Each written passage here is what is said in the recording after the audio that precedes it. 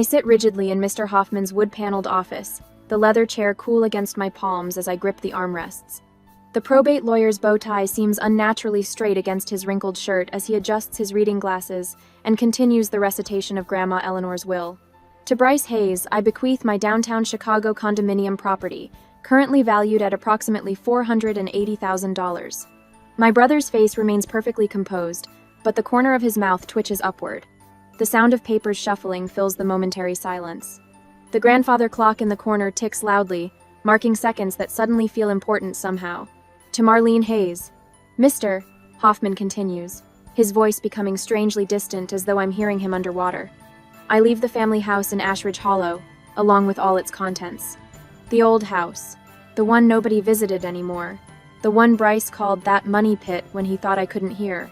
Bryce leans toward me, his cologne sharp in my nostrils.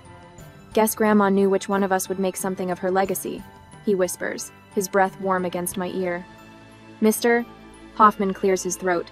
Mrs. Hayes specifically requested that Marlene receive this property, and I quote, because she'll understand its true value. Something in his tone makes me look up. His eyes meet mine briefly over his glasses before returning to the document. Memories flash through my mind, summers spent with Grandma Eleanor while our parents traveled. Bryce complained of boredom while I helped her catalog her books, learning the difference between a first edition and a reprint. The careful way she handled each volume, teaching me to appreciate their smell, their weight, their history. I remember her funeral last month. Bryce held court in the reception area, describing his latest business triumph to relatives who nodded appreciatively. Me, standing alone by the guest book, watching people sign their names and leave without really seeing them through my tears. Just last week at the family dinner, Mom had patted Bryce's hand. Eleanor always knew you were the successful one, she'd said. I'm sure she's made arrangements accordingly. Everyone nodded, including Dean, including me. Back to the present, the meeting concludes with signatures and handshakes. In the parking lot, Bryce catches my elbow as I reach for my car door. Look, he says, voice softening to the tone he uses with difficult clients. That place is falling apart. Property taxes alone will drain whatever savings you have. He pulls out his checkbook. I'll give you $40,000 for it. Cash. Take the burden off your hands. I stare at the checkbook, my mouth suddenly dry. $40,000 for Grandma's home. The place where I'd learned to make bread, to identify bird calls, to love stories. He's right about one thing: I can't afford to keep it. Dean will say exactly what Bryce is saying. I want to see it first, I hear myself say, my voice steadier than I expect. It was Grandma's home. Bryce's smile tightens. Don't be sentimental, Marlene, it's just an old house. I pull my arm from his grasp.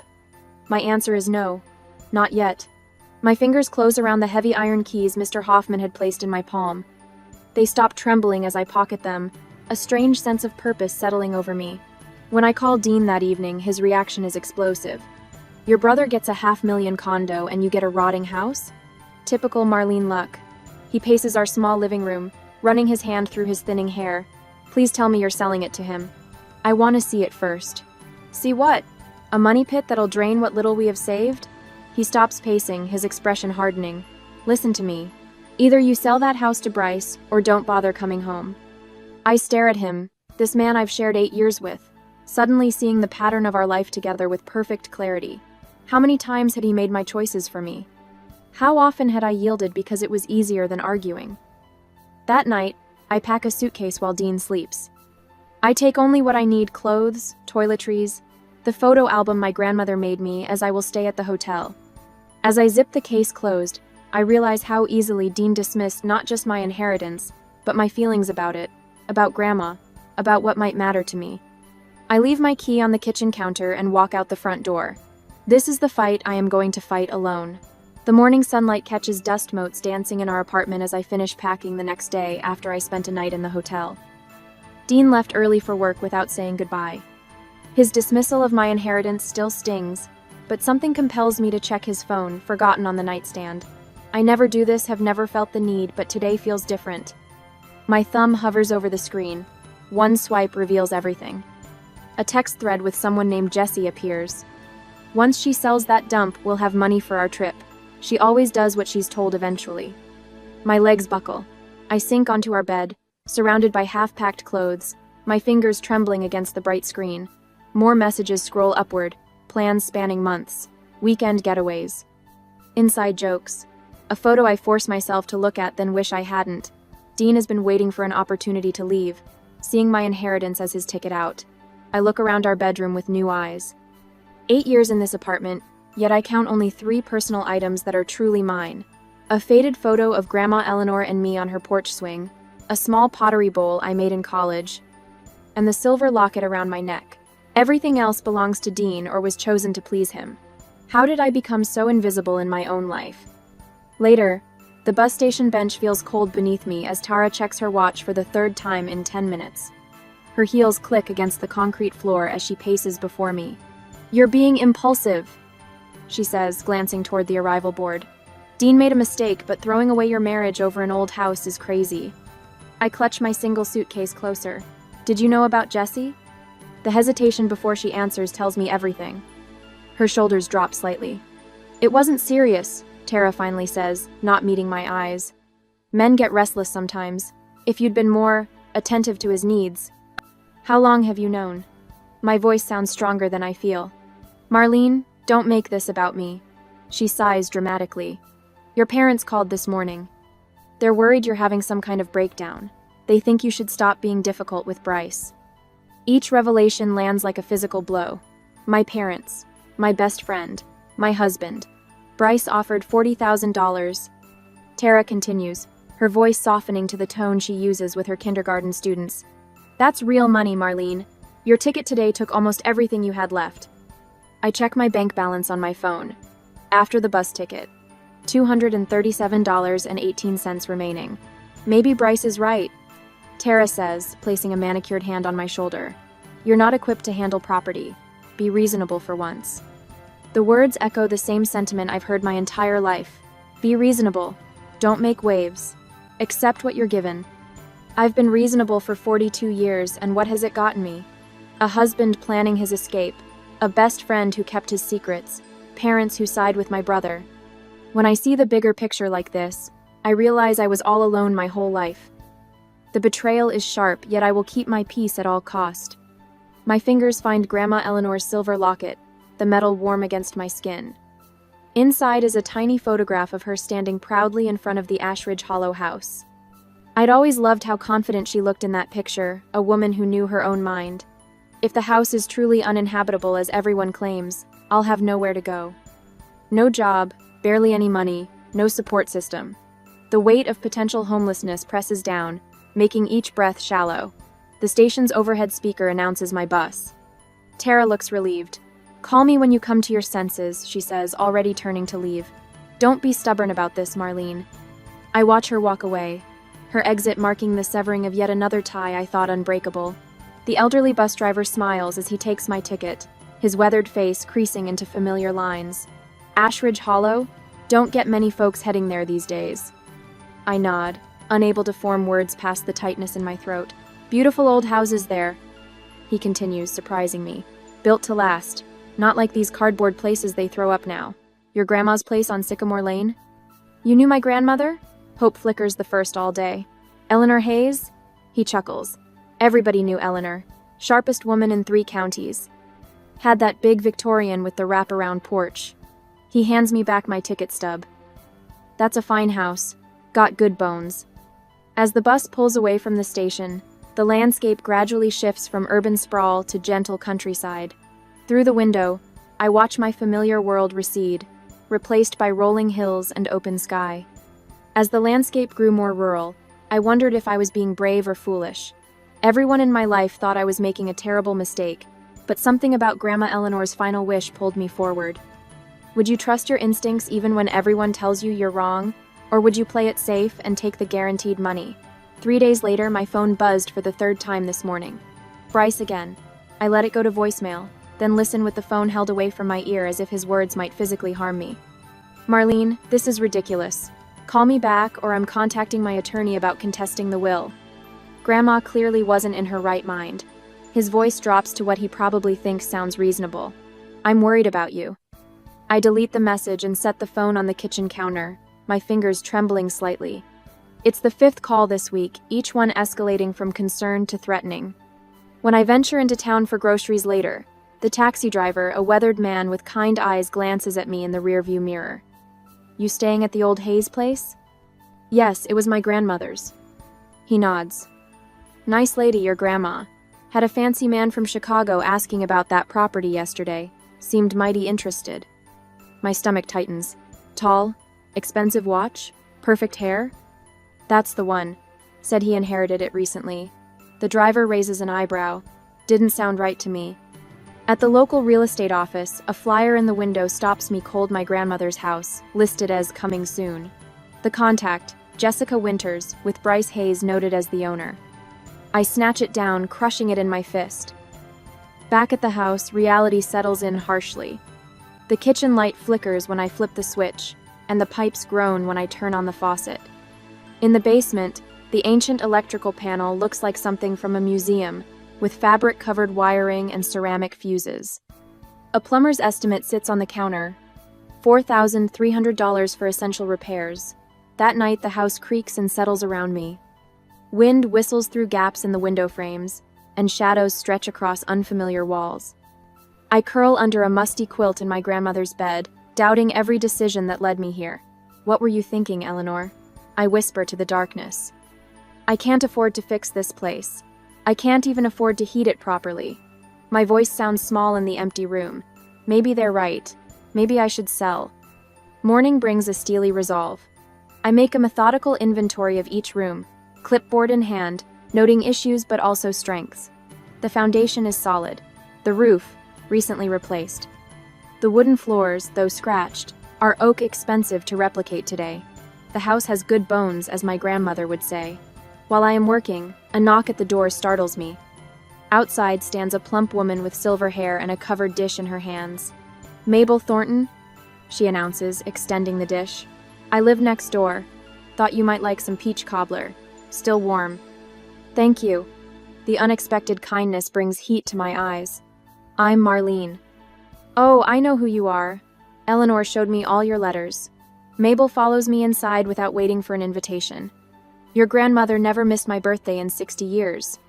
She believed in treasuring connections, not just things. Later, while on the phone with my mother, I run my hand along the wood paneling in the study.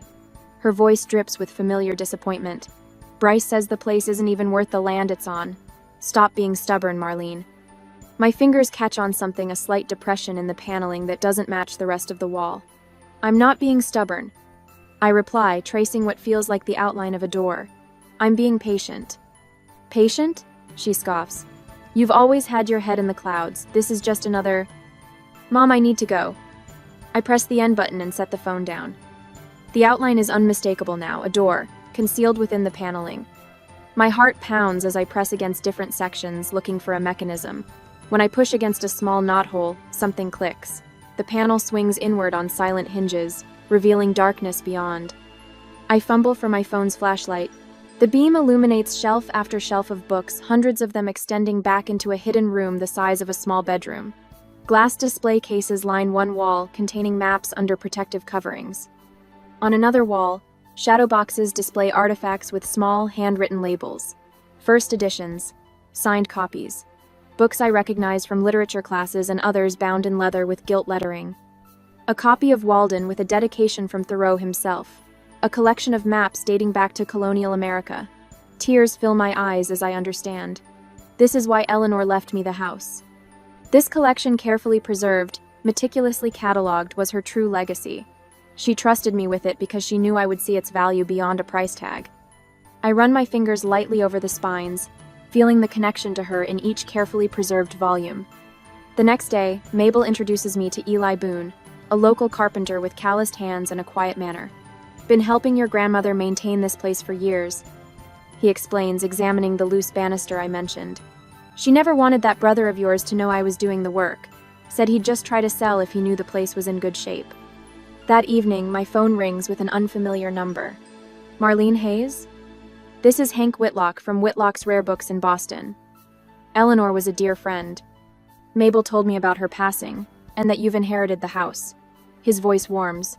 And I'm guessing by now you've found her collection? I photograph several of the rarest-looking volumes and email them to Hank at his request. His response comes within minutes, a single line. Don't move anything. This is an extraordinary find. I'm sending an expert tomorrow. As darkness falls, headlights sweep across the front yard.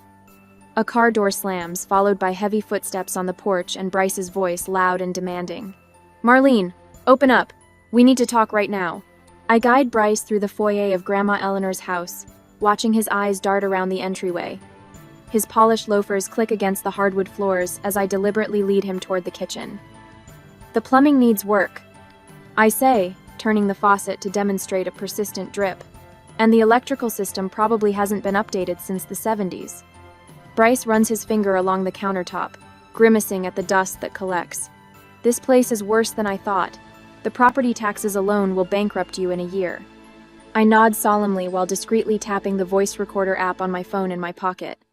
Every dismissive comment, every condescending remark, all preserved for later. I've learned something important since arriving here. Evidence matters. The upstairs bedrooms have good bones, but the wallpaper is peeling. I continue, guiding him up the creaking staircase. As we pass the library door, I casually slide the antique brass key into my pocket. The smooth metal feels cool against my palm, a small victory. Marlene, be reasonable. Bryce sighs heavily, the same tone he used when explaining why I shouldn't apply to graduate school years ago. This house is literally falling apart around you.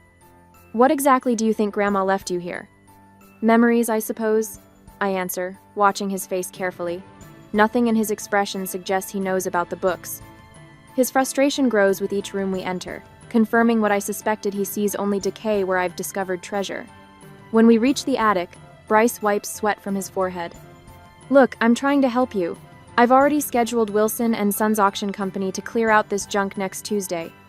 They'll take everything off your hands, we'll sell the property, and you'll walk away with some cash instead of a mountain of repairs. I freeze, my hand gripping the doorframe. You scheduled an auction company? For my inheritance? Our inheritance, he corrects, not noticing how my voice has changed. Family property that should benefit us both. I'm just being proactive. You have no legal right to schedule anything, I say quietly. The will was perfectly clear. Bryce waves his hand dismissively. A technicality. I've already spoken with Dad's attorney about contesting. The sound of tires on gravel interrupts him. Through the attic window, I watch a white sheriff's vehicle pull into the driveway. Did you call the police? Bryce demands, his confidence faltering for the first time. I didn't need to. Sheriff Walter Reed stands on the porch when we open the front door, his weathered face serious beneath his hat. Afternoon, folks. Got a call from Mabel Thornton about suspicious activity at Eleanor's place. His eyes settle on Bryce. You must be the grandson from Chicago. Bryce Hayes, my brother confirms, extending his hand. Just visiting my sister and discussing family matters. Nothing suspicious happening here. That so? The sheriff doesn't take Bryce's hand. Mabel mentions something about auction trucks showing up next week without the owner's permission. There's been a misunderstanding, Bryce says smoothly. My sister and I are co-inheritors. Actually, I interrupt, pulling out a copy of the will from my pocket.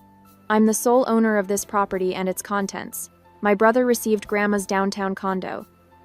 Sheriff Reed reviews the document, nodding slowly. Seems straightforward to me, Mr. Hayes. And Mrs. Hayes specifically noted that everything in this house belongs to Marlene. Small-town politics, Bryce mutters. My father's attorney will need to file proper legal paperwork. The sheriff finishes. Until then, any auction companies or removal services showing up here without Miss Hayes' written permission will be turned away. That clear? Bryce's jaw tightens as he looks between us. Crystal, I'll be in touch, Marlene. He stalks to his rental car without another word. As his taillights disappear down the driveway, I exhale slowly. Sheriff Reed tips his hat. Eleanor was good people. Helped my mother when she was sick years back. You need anything, you call the station directly. After he leaves, I stand on the porch, watching the sunset paint the old maple trees gold.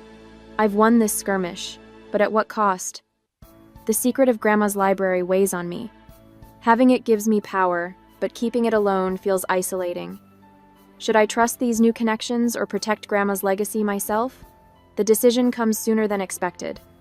As dusk deepens, a slender figure slips through Mabel's connecting backyard. Julian Roth, rare book expert and Mabel's nephew, arrives with a leather satchel and cautious eyes. My aunt says you have something I should see. he says quietly as I welcome him inside.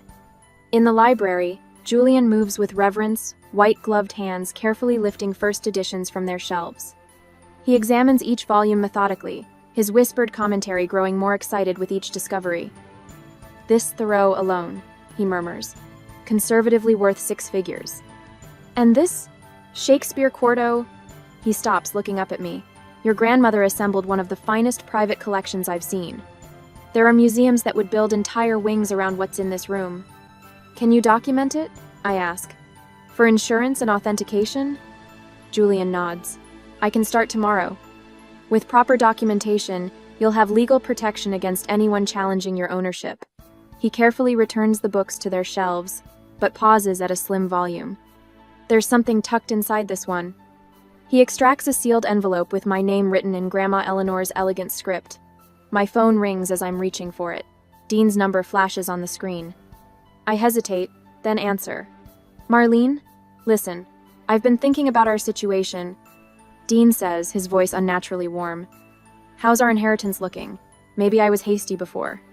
I watch Julian carefully document another priceless volume. "It's exactly what Grandma intended it to be," I reply, fingering the unopened letter. "But it's not what you think." Outside, the evening light fades, but for the first time since arriving, I don't feel alone in the gathering darkness. I will protect Grandma's legacy, my legacy, and ensure the peace I deserve. Next Wednesday, while I am collecting documents to confront them, Bryce's silver Audi crunches over the gravel driveway, parking directly behind my weathered Honda. I watch from the parlor window as Dean unfolds himself from the passenger seat, his familiar posture somehow foreign now. They approach side by side, their identical navy suits looking absurdly formal against the rustic backdrop of Grandma Eleanor's Victorian home. I open the door before they knock. This is a surprise. "Marlene," Bryce says, forcing a smile that doesn't reach his eyes. "We thought it was time we talked, face to face." Dean hovers half a step behind my brother, his gaze darting past me to scan the entryway. Looking for valuables, no doubt, or signs of disrepair to strengthen their case. "May we come in?"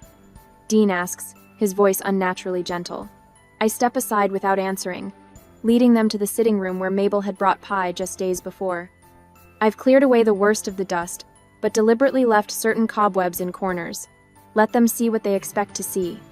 Bryce sits on the edge of the sofa, leaning forward with his elbows on his knees. "We've been talking, Marlene. This situation doesn't have to be adversarial." "What situation would that be?" I keep my voice neutral, my hands steady. "This inheritance mess," Dean interjects. "We should be working together, not against each other." Bryce nods. "Exactly. I'm proposing we sell everything, the house, the contents, the land, and split the proceeds 3 ways. Equal partners." "Equal?" I raise an eyebrow. "When did you start believing in equality, Bryce? You got a $500,000 condo while I got what you called a money pit." Dean leans forward. "We're trying to be reasonable here. This place." He gestures vaguely at the ceiling where water stains mark the corner. "It's a liability, Marlene. Old houses like this have unfortunate accidents all the time. Electrical fires, foundation issues. The threat hangs in the air between us." Bryce's smile tightens. "We're looking out for your best interests."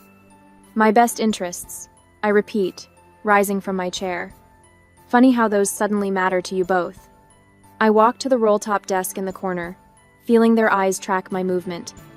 My fingers tremble slightly as I pull out the cream-colored envelope with my name written in Grandma Eleanor's distinctive script. "Before you arrived, I was reading this," I say, extracting the letter. "Grandma left it for me. Would you like to hear what it says?" Dean and Bryce exchange glances. "To my dearest Marlene," I read aloud, "I leave you this house not as a burden but as a trust.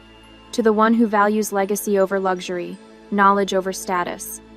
You alone among our family will understand what I've spent my lifetime collecting."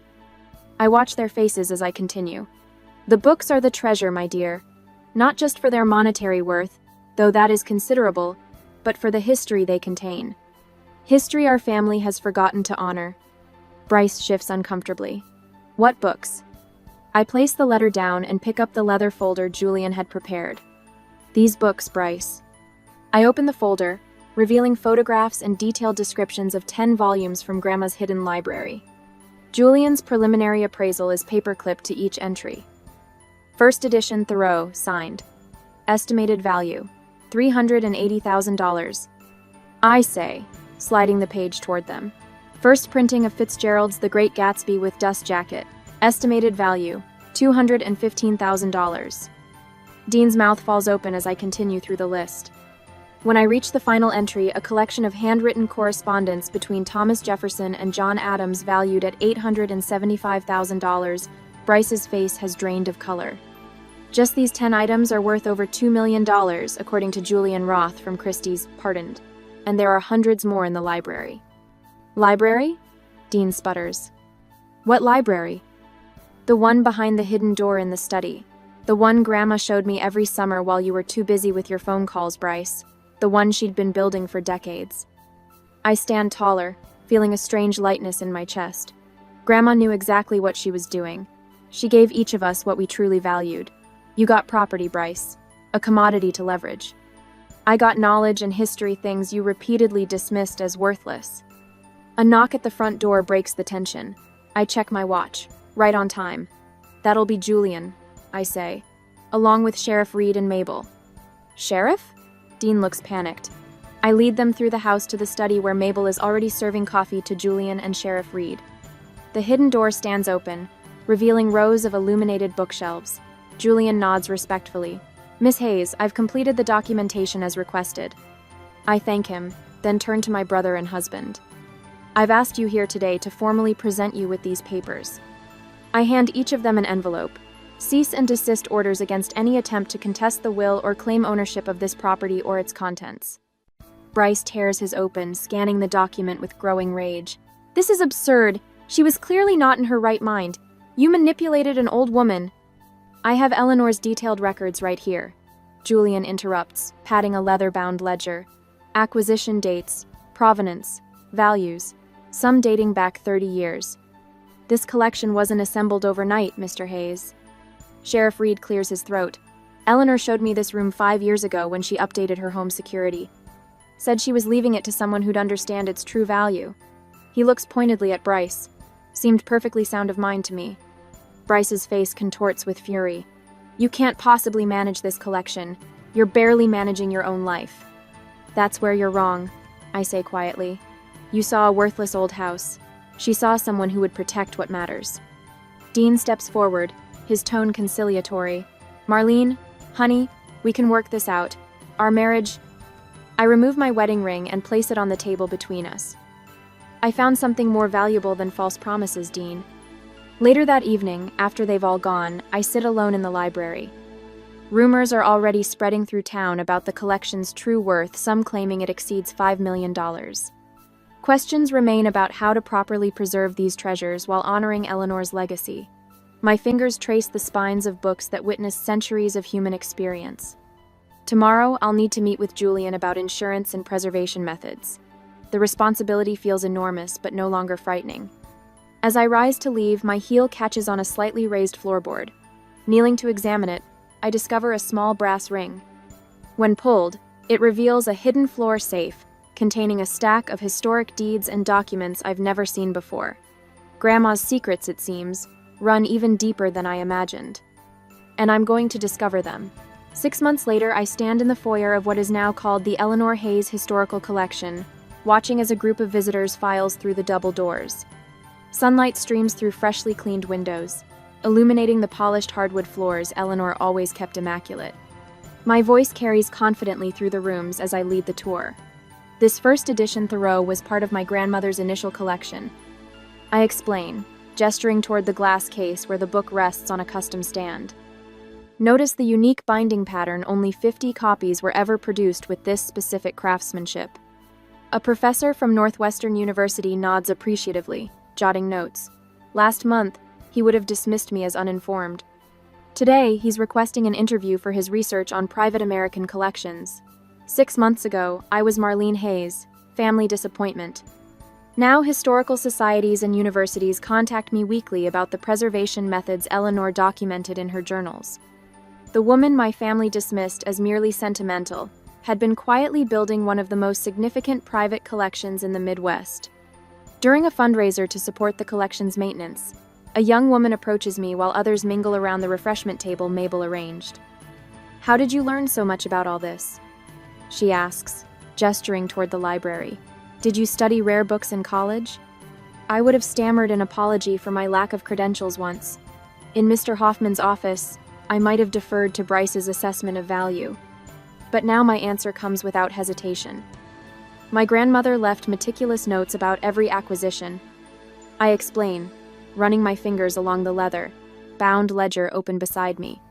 She documented provenance, historical context, and preservation techniques.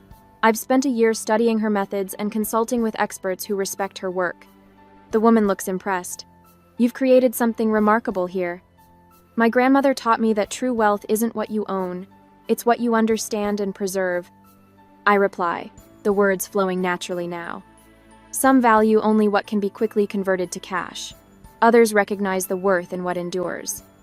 Later that evening, I hosted a small dinner in the renovated dining room. Eli Boone, whose carpentry skills saved the original ceiling beams, raises his glass. Mabel sits beside him, her laughter brightening the room as it has since my first day here. Julian, who helped authenticate the collection, and Hank, who traveled from Boston to celebrate, complete our circle. To Eleanor, Mabel says, lifting her glass. Her true legacy wasn't just these books, but bringing together people who value the same things. Our glasses clink in the warm light.